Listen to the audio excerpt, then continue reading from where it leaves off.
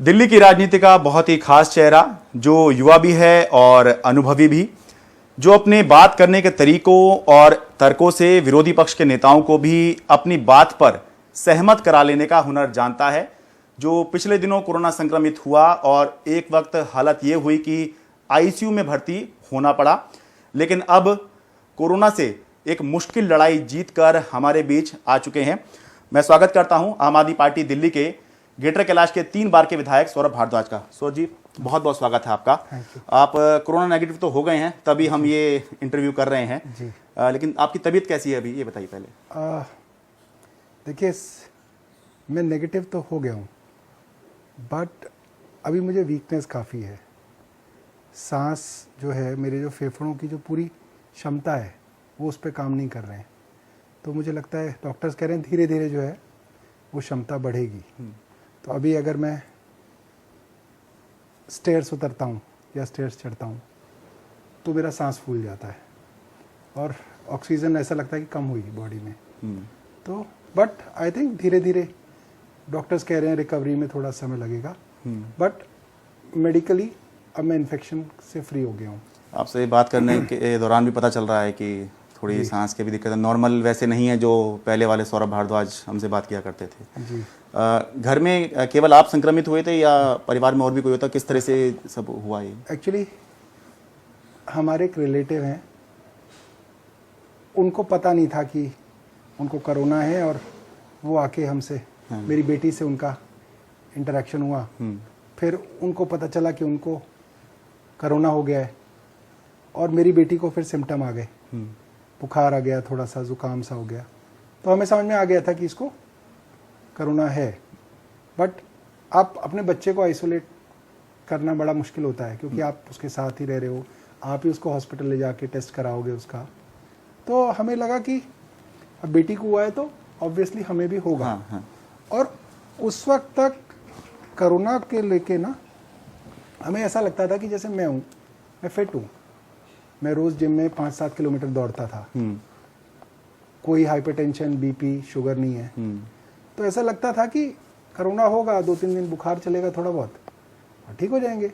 तो कोई बहुत ज़्यादा डर नहीं था कि कोरोना हो जाएगा। तो ऐसा लगता था कि हो जाए तो ठीक है, एक बार अपना ठीक हो जाएंगे तो कम से कम दोबारा नहीं होगा, तो थोड़ा और इंडिपेंडेंट हो जाएंगे। बट जिस तरीके से अनप्रिडिक्टेबल डिजीज़ है ना, यही इसकी सबसे जो है ना खतरनाक एस्पेक्ट है कि ये अनप्रिडिक्टेबल है। आप नहीं बता सकते कि ये आपके शरीर में कहाँ तक जाएगा और आपको ये कितना नुकसान पहुंचा सकता है। यही इसकी सबसे खतरनाक बात है। 1-1.5 साल से हम इसके बारे में सुन रहे हैं।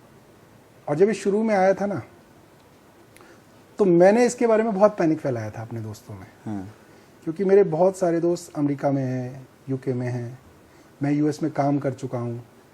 तो वहाँ से उन लोगों से बातचीत करता था शुरू में ना, तो मुझे पता था बड़ा ख़तरनाक है।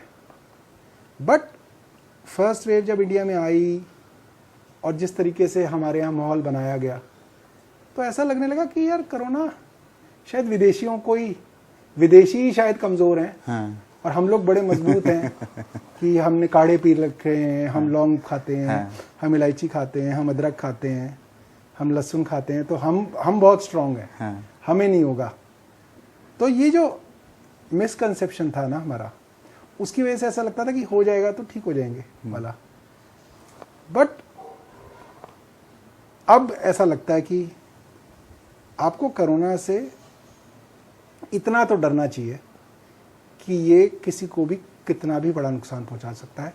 पैनिक तो नहीं करना है, क्योंकि अभी भी ये कह सकते हैं कि भाई 80-85% लोग जो है ना साधारणतः ठीक हो जाते हैं। मगर जो वो 15% है, हम जब बात करते हैं तो वो सिर्फ आंकड़ा है ना कि 15%, और हम उस 15% में अपने आप को कभी नहीं गिनते कि वो 15% आप या आपका परिवार वाला हो सकता है। वो जिसका परिवार वाला है, वो 15% वाला ना, उसके लिए तो कोरोना से गंदा जो है समय कोई नहीं है। आप कितने दिनों बाद एडमिट हुए थे जब आपको सिम्टम आए, और आईसीयू में पहुंच गए थे आप, वहां पर इतनी खराब हालत होगी, थोड़ा वो एक्सपीरियंस बताइए। शरद भाई, एक्चुअली क्या था ना, जवान आदमी को ना एक अपने ऊपर एक झूठा कॉन्फिडेंस होता है ऐसा लगता है कि हमें कोरोना क्या करेगा। हाँ। इस तरह की खबरें होती हैं।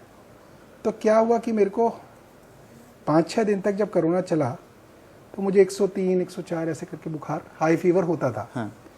और मैं सोचता था कि अच्छा है मेरी बॉडी जो है लड़ रही है। ये 12-13 अप्रैल के आसपास आप बता रहे हैं कि मैं करीब 13 अप्रैल से मुझे लगता है सिम्टम आए मुझे। अच्छा, ठीक है। और करीब 19-20 अप्रैल तक हाँ।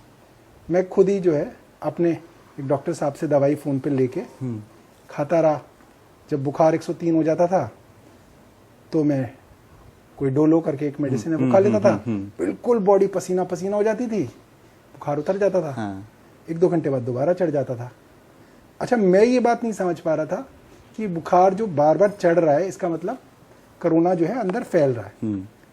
आतिशी से कई बार बात हो रही थी फ़ोन पे, तो उसने बोला कि नहीं अब तुम ना खतरे में हो, तुम हॉस्पिटल में जाके एडमिट हो जाओ। और मुझे लग रहा था कि यार बड़ा अजीब सा लगेगा कि हमारे जैसा आदमी हॉस्पिटल में क्यों एडमिट हो रहा है। हाँ। हॉस्पिटल में तो बहुत सारे गंभीर लोग हैं जिनके बार बार फ़ोन आते हैं, उनको एडमिट कराना है अपने को, जिनका ऑक्सीजन लेवल बहुत गिर जाता है, या बुजुर्ग लोग हैं। तो ये चीज़ आपको साइकोलॉजिकली एक्सेप्ट नहीं होती कि आप जाके हॉस्पिटल के अंदर एडमिट हो जाओ। तो 2-1 दिन तो मैं आतिशी को टालता रहा कि नहीं नहीं मेरे को ज़रूरत नहीं है। और वो वाइफ से मेरी बात करती थी तो वाइफ भी कहती थी तुम एडमिट क्यों नहीं हो रहे हो। एंड आई वाज लाइक कि होंगे। तो आई थिंक 20 तारीख की सुबह या 19 तारीख की सुबह जो है मुझे तेज़ बुखार हो गया था। अच्छा। और इनको मैंने कहा हुआ था कि चलो ठीक है कोई हॉस्पिटल हो तो बताना। वाइफ ने ज़्यादा जोर डाला हुआ था आतिशी के ऊपर। तो उन्होंने कहा कि आप एक काम करो, एक बार अपोलो चले जाओ, टेस्ट करा लो अपने कि सीटी स्कैन हो जाएगा, ब्लड टेस्ट हो जाएंगे, कम से कम ये पता चल जाएगा आप खतरे में तो नहीं हो। तो ये करके इन्होंने मेरी मदद करके वहाँ पे मेरा इन्होंने टेस्ट के लिए एडमिशन कराया कि 4-6 घंटे में हो जाएगा। और मैं बाकायदा, क्योंकि 6-7 दिन में शेप बढ़ जाती है, बीमार लग रहा था, तो मुझे नहीं मैं चाहता था कि मेरे को कोई बीमार ना समझे हॉस्पिटल के अंदर। आप मजबूत दिखना चाहते थे। बाकायदा नेल कटर से नेल्स वेल्स काट के, शेव वेव करके, ब्रश व्रश करके, अच्छे कपड़े पहन के मैं गया। एम्बुलेंस में गया, बट एम्बुलेंस में बैठ के गया। अच्छा। हाँ, क्योंकि पॉजिटिव था तो मैं किसी और की गाड़ी में नहीं जा सकता। हाँ। और गाड़ी चलाने की हालत तो नहीं थी, मगर बाकायदा बैठ के मुझे अजीब सा लग रहा था कि यार मैं एम्बुलेंस में ऐसे क्यों जा रहा हूँ। बट गया, और वहाँ जब टेस्ट उन्होंने करे तो सीटी स्कैन के अंदर आया कि मेरा कोरोना जो है वो मेरे लंग्स में काफ़ी फैल गया है। अच्छा। हाँ, और ब्लड टेस्ट के अंदर जो डी डाइमर और जो इन्फेक्शन की रिपोर्ट आती है ना, वो भी बहुत हाई है। और ये बड़ा अजीब सा इत्तेफाक है कि उसी दिन शाम से मेरा जो है ऑक्सीजन लेवल गिरने लग गया, SpO2 जो है मेरा गिरने लग गया। तो उन्होंने मुझे ऑक्सीजन पे लगा दिया। अब ऑक्सीजन शुरू में तो 2 लीटर पे लगाया, 4 पे लगाया, 10 पे लगाया, 14 पे लगाया, तो भी मेरा ऑक्सीजन नहीं उठ रहा था। मतलब 2 दिन के अंदर मेरी हालत ये हो गई कि नॉर्मल बेड पे जहाँ पे मैं ऑक्सीजन पे लगा हुआ था उस पे भी मेरा ऑक्सीजन रुक नहीं रहा था और मेरा टेम्परेचर नहीं कंट्रोल आ रहा था। फिर उन्होंने मुझे ICU में शिफ्ट किया, और ICU एक अलग ही दुनिया है। ICU में तो जब आपको शिफ्ट कर रहे होते हैं तो आपको एक आपके ऊपर साइकोलॉजिकली एक ऐसा होता है कि भाई अब आप गंभीर बीमार हो, और ICU की एक अलग ही दुनिया होती है। वहाँ पे पूरे वक्त जो है लाइट्स जली रहती हैं, तो आपको पता नहीं चलता दिन हो गया, रात हो गई, शाम हो गई। नर्सेज 24 घंटे वहाँ पे उपलब्ध होती हैं। थोड़ी थोड़ी देर में वो आपकी इंजेक्शन लगा रही होती हैं, ब्लड निकाल के टेस्ट करने के लिए भेज रही होती हैं, एक्सरे भेज रही होती हैं, मतलब। और आपके ऊपर इतनी सारी मशीनें लगी हुई होती हैं जो आपको देख रही होती हैं कि भाई हार्ट बीट आपकी ऑक्सीजन लेवल, आपकी पल्स रेट सब ठीक चल रही, क्योंकि वो कांस्टेंट मॉनिटर कर रहे होते हैं। और उन सब चीज़ों की आवाज़ें चल रही होती हैं, टू टू टू टिट टिट टिट टिट टिट टिट टू टू टू टू, और वो आपके ही नहीं, क्योंकि उस ICU के अंदर काफ़ी लोग हैं और भी मरीज तो हर आदमी के इक्विपमेंट वहाँ चल रहे हैं, टी टू टू टू टू। तो वो एक बड़ा अजीब सा माहौल जो है वो क्रिएट करता है एक पेशेंट के लिए। और आपके पास फ़ोन होता है तो आपको खबरें आ रही होती हैं, अरे यार ये आदमी गुजर गया अपना, ये आदमी अपना कोरोना से गुजर गया। उन लोगों की शक्लें आपको दिखती हैं, you feel bad, you feel so sad about it कि यार ये लोग मर रहे हैं। और शरद भाई सबसे बड़ी बात ये होती है, आपके आसपास वाले लोग मर रहे होते हैं आईसीयू के अंदर। जिस आंटी की आवाज, क्योंकि जिस आंटी की आवाज मैं सुन रहा हूँ 1.5 दिन से, जो शक्ल नहीं देख पा रहा क्योंकि उनके बीच में पर्दे हैं हमारे, बट मैं उस आंटी से मेरा एक रिश्ता बन गया कि मैं उसकी बात बार बार सुन रहा हूँ। डॉक्टर उनके बेटे को फोन करके उनके बारे में बताता है, और फिर क्योंकि आप एक अलग से ना एक बेहोशी में भी होते हो, और फिर आप ये सुन रहे होते हो, वो कहते हैं अरे 69 की बॉडी हटाओ, डेड बॉडी हटाओ हटाओ, पेशेंट वेट कर रहा है। और आपको पता चलता है वो जिस आंटी को आपने देखा नहीं बट उसकी आवाज आप 1.5 दिन से सुन रहे थे, वो मर गई। ये आपके लिए बड़ा अजीब होता है, मतलब। और उस वक्त आपको लग रहा होता है कि यार ये हम कांग्रेस, बीजेपी, आम आदमी पार्टी, इसकी खिंचाई उसकी खिंचाई, ये तो बहुत बहुत ही घटिया और बहुत छोटी चीज़ें हैं। मतलब कहाँ आप, इतनी सुंदर जिंदगी है और आप, मतलब डॉक्टर्स आपकी ज़िंदगी को बचाने के लिए क्या कुछ नहीं कर रहे, और हम लोग मतलब खबरें पढ़ रहे थे ना, ऑक्सीजन सप्लाई नहीं आ रही, वो नहीं दे रहा, इसलिए नहीं आई, कंटेनर नहीं है, टैंकर नहीं है। और ऐसा लगता है कि यार ये सब चीज़ें तो बड़ी बेईमानी सी हैं। मतलब इस वक्त पे तो आपको सब लोगों को साथ हो जाना चाहिए था, सब लोगों को लड़ना पड़ेगा इस कोरोना से, तभी ठीक होगा। वरना ये तो बहुत छोटी छोटी चीज़ों में अगर आपने तो ऑक्सीजन की बात करी, आप जब वहाँ आईसीयू में थे जी, तब आपने ये, देखिए मैं एक वीडियो दिखाता हूँ, सौरभ जी ने ये वीडियो जब थे आईसीयू में थे जब, जी, तब ये वीडियो खुद का शूट किया, देखिए। 3 घंटे की बची है और मैंने इस मास्क को हटा के देखा कि इस मास्क को मैं जैसे ही हटाता हूँ ऐसा लगता है जैसे कि किसी नॉन स्विमर को आप स्विमिंग पूल के अंदर धकेल दें। और उस ये आपका वीडियो आपने वहीं आईसीयू से पोस्ट किया था, तो एक तो ये वीडियो देखकर जो है बाहर संदेश गया कि आपकी हालत बहुत ज़्यादा ख़राब है। मतलब क्या मनस्थिति थी, आप बता रहे हैं ऑक्सीजन की, तो क्या सोचकर आपने वहाँ से भी आपको ज़रूरत पड़ी कि आप एक वीडियो पोस्ट करें? पता क्या था, एक हमारा ग्रुप है, व्हाट्सएप ग्रुप, जिस पे लगातार ये मैसेज आते हैं कि इस हॉस्पिटल का ऑक्सीजन कम हो गया, इस ऑक्सीजन हॉस्पिटल में 2 घंटे का बना है। कई बार आपके लिए सिर्फ एक आंकड़ा होता है, सिर्फ एक खबर होती है, सिर्फ व्हाट्सएप पे एक चिंता का विषय होता है। मगर जब आप ऑक्सीजन पे डिपेंडेंट होते हो, या जब खुद आप उस स्टेज में होते हैं, आपके खुद नाक पे ऑक्सीजन लगी होती है और आपको पता है कि ये ऑक्सीजन जब तक चल रही है ना, तभी तक आप सांस ले रहे हो। मतलब आप ऑक्सीजन पे इतने डिपेंडेंट होते हो कि अगर आप हटा के टॉयलेट तक भी जाओगे ना, आप बीच टॉयलेट से भाग के आ जाओगे क्योंकि आपकी सांस फट रही होगी। आप भाग के आओगे और उसको अपनी नाक पे लगाओगे, वरना आप मर जाओगे। मतलब ऑक्सीजन की जो कीमत है ना, वो आप उस ऑक्सीजन बेड पे ही समझ सकते हो। और मेरे को इतना अजीब लग रहा था कि अस्पतालों के अंदर ऑक्सीजन खत्म हो रही है। मतलब कोई अस्पताल कह रहा है 2 घंटे की बची है, तो शरद भाई ये बहुत बड़ी बात है, क्योंकि 2 घंटे में तो उस तक ऑक्सीजन नहीं पहुंचेगी। और वो जो मरीज वहां पे हैं, उन सबको 5-6 घंटे तक लोअर ऑक्सीजन पे डाला जाएगा। भाई आपको बचाना तो है ही, तो जो 14 लीटर पे है उसकी डॉक्टर्स नर्सेज जो हैं वो कम करके 10 करेंगे, 8 करेंगे, 2 करेंगे, और उस वक्त वो तड़प रहे होंगे वो मरीज। हो सकता है बहुत सारे उस वक्त गुजर भी जाएंगे। अब ये लिखत पढ़त कौन करेगा कि कौन किस वजह से गुजर गया? सही बात है, ये तो बड़ा मुश्किल होता है ना। मगर इतना मुझे पता है कि अगर आपको 14 लीटर ऑक्सीजन चाहिए और आप 5 पे आ गए हो, तो बहुत सारे लोगों के लिए जो परिणाम होंगे इसके बड़े गंभीर होंगे। तो मैंने ये मैसेज सिर्फ इसलिए किया कि यार ये लड़ाई बहुत बड़ी है और सिचुएशन बहुत ख़राब है। ये वक्त जो है ना, ये इस चीज़ का नहीं है कि सेंट्रल गवर्नमेंट दिल्ली गवर्नमेंट को नहीं दे रही है, क्योंकि आप ये सोचो ना, दिल्ली के अंदर जो लोग अस्पतालों में मर रहे हैं वो सेंट्रल गवर्नमेंट के आईएएस ऑफिसर्स के रिश्तेदार भी मर रहे हैं, जजेस के फैमिली मेंबर्स भी मर रहे हैं, बीजेपी के लोग भी बहुत सारे मरे हैं, कांग्रेस के लोग भी मरे होंगे, आम आदमी पार्टी के लोग भी मरे होंगे।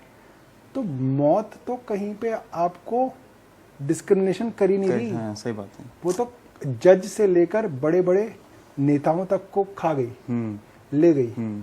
और अगर इसके बाद भी हमें ये बात समझ में नहीं आ रही, ये मैसेज है बहुत बड़ा कि कोरोना के आगे सब बराबर है।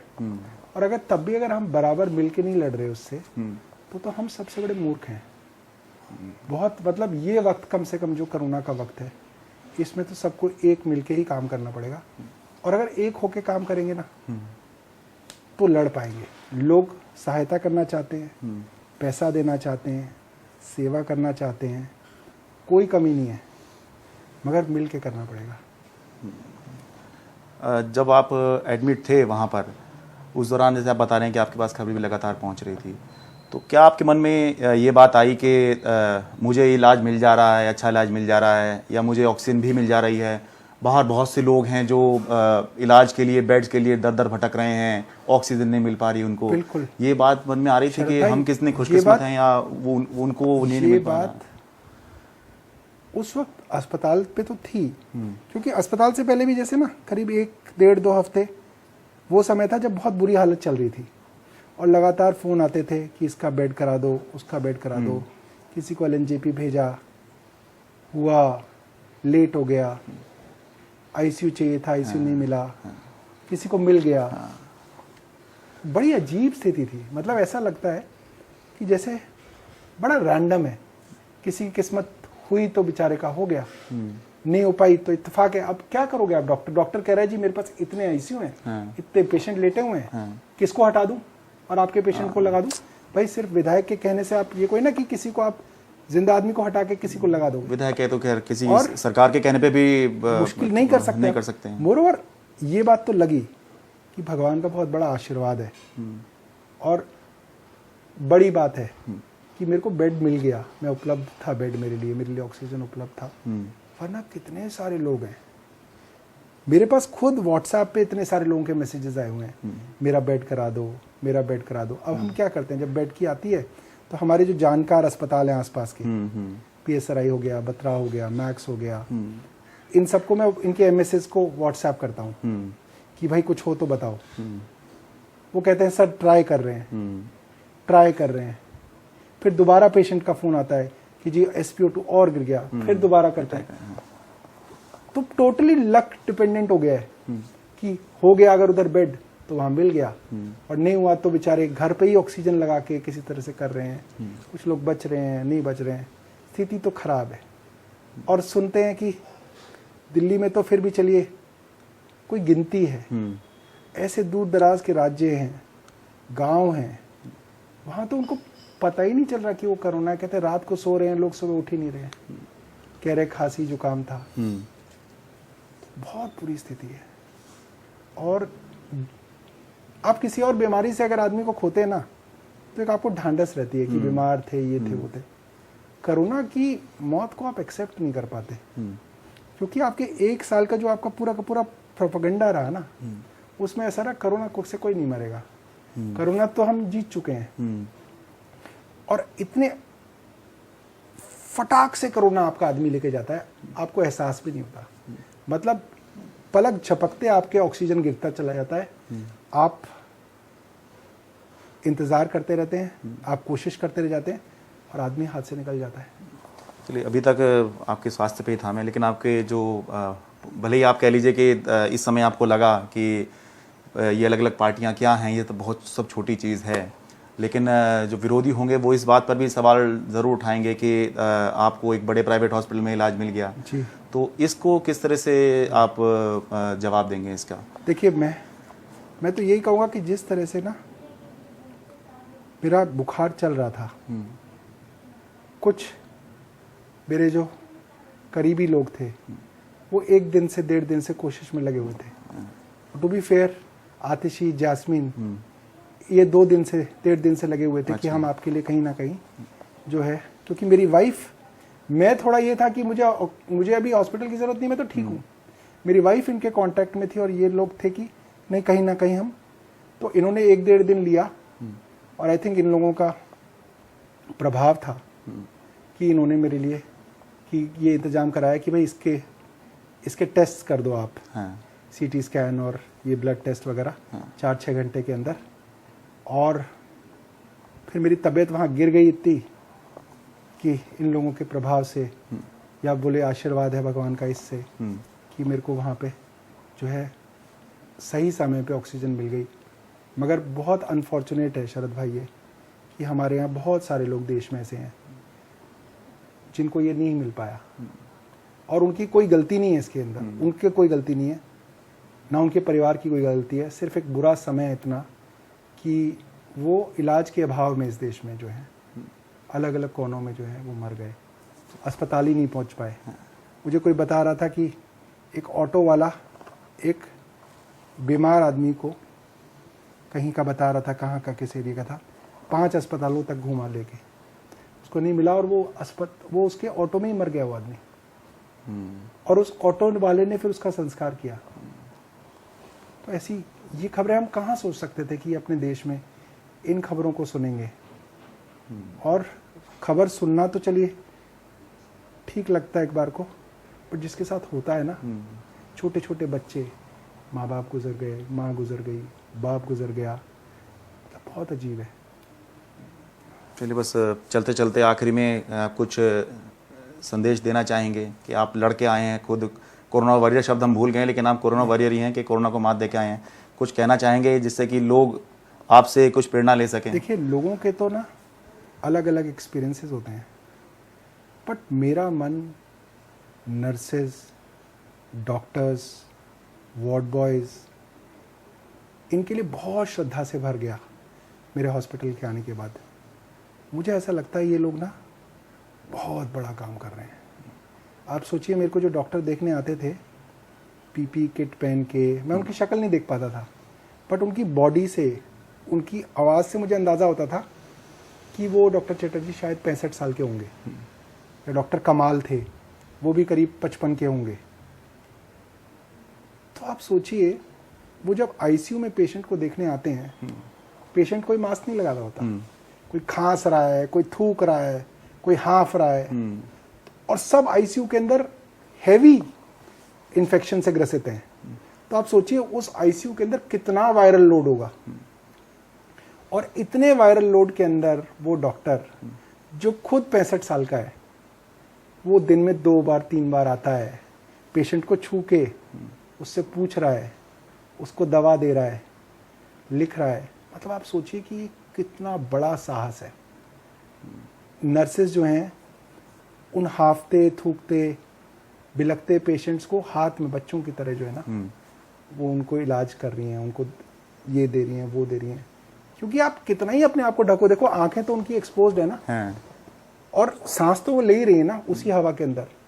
तो मेरे को तो लगता है कि मतलब अभी तक भी बोलते थे हम कि डॉक्टर्स ने बहुत किया, नर्सेज ने बहुत किया, पर जब मैं खुद देख के आया हूँ ना, मतलब जितना हम सोच सकते हैं ना उससे भी बड़े साहस का काम कर रहे हैं हमारे डॉक्टर्स, नर्सेज, ये जो पूरा का पूरा स्टाफ है, इवन जो वार्ड बॉय है, क्योंकि वो बार बार आके, बहुत सारे पेशेंट्स होते हैं, टॉयलेट्स वॉयलेट्स भी आईसीयू के अंदर वहीं पे होता है, वो सब खुद कर रहे होते हैं हाथ से। बहुत बड़ी बात है। चलिए तो बस मैं आखिरी में इतना ही कहूँगा कि सभी इस बात को समझें कि जब इतने फिट व्यक्ति, देखिए पूरे फिट हैं ये, इनमें कोई कमी नहीं है देखने में, इतने फिट व्यक्ति भी कोरोना से संक्रमित हो सकते हैं। तो अपनी फिटनेस के बारे में कोई मुगालते में ना रहें और ज़बरदस्ती मजबूत दिखने की कोशिश ना करें जैसे कि ये भी बता रहे हैं, और ज़बरदस्ती कमज़ोर भी ना बने। अगर सिम्टम आ रहे हैं, अगर समस्या है तो अपना टेस्ट कराएं और जो इलाज हो सकता है वो इलाज जरूर करें और सावधानियां जरूर बरतते हैं ताकि ये जो संक्रमण है आगे ना फैले, क्योंकि आप अगर संक्रमित हो रहे हैं तो आप आगे फैलाएंगे, ये चेन ऐसे ही यूं ही चलती रहती है। सौरभ जी आपने हमें समय दिया और आपके बोलने से पता लग रहा है कि अभी भी कितनी समस्या है। हम उम्मीद करेंगे कि आप जल्द ही 100% नॉर्मल हो जाएं और वापस अपने क्षेत्र के लोगों के लिए फिर से मैदान में उतरें और पहले से ज़्यादा ताकत के साथ में या हौसले के साथ में मैदान में उतरें। बहुत बहुत धन्यवाद हमसे बात करने के लिए, बहुत बहुत धन्यवाद। तो आप देख रहे थे एनडीटीवी इंडिया, यहाँ पर खबरों का सिलसिला लगातार जारी है।